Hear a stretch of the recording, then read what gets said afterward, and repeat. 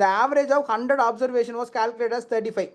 It was found later that one of the observation was misread as 83 instead of 53. The correct averages. அதாவது 100 கண்காணிப்புகளின் சராசரி 35 என கணக்கிடப்பட்டது. பின்னர் ஒரு கண்காணிப்பு 53க்கு பதிலாக 83 என தவறாக படிக்கப்பட்டது என்று கண்டுபிடிக்கப்பட்டது. சரியான சராசரி என்ன? இதுதான் வந்து கொஸ்டின்ங்க.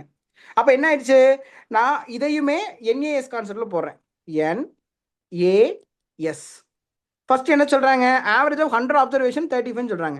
இப்போ மொத்தம் 100 அப்சர்வேஷன், அதோட ஆவரேஜ் வந்து எவ்வளோங்க, 35. அப்போ சம் என்னவா இருக்கும், 100 × 35 எவ்வளோங்க, 35 × 100 வந்து 3500ங்க. 35 × 100 வந்து எவ்வளோங்க, 3500.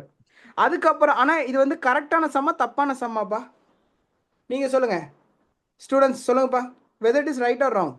This sum is wrong sum.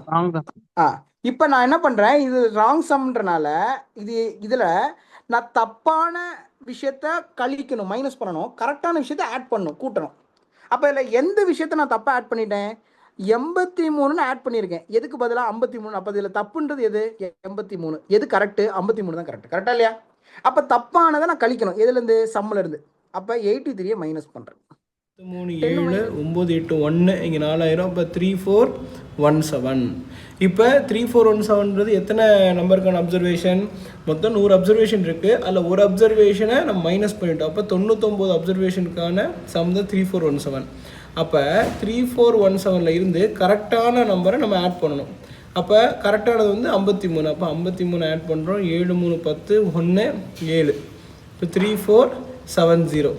அப்போ நம்மளுக்கு தேவை கரெக்ட் ஆவரேஜ். அப்போ கரெக்ட் ஆவரேஜ்னா என்னது, correct sum divided by correct number. ஏன்னா நமக்கு ஆவரேஜ்னா சம் பை என், அப்போ கரெக்ட் ஆவரேஜ்னா correct sum by correct N. அப்போ கரெக்ட் ஆவரேஜ்ன்றது என்னதுன்னா, கரெக்ட் சம் வந்து 3470, கரெக்ட் நம்பர் வந்து 100.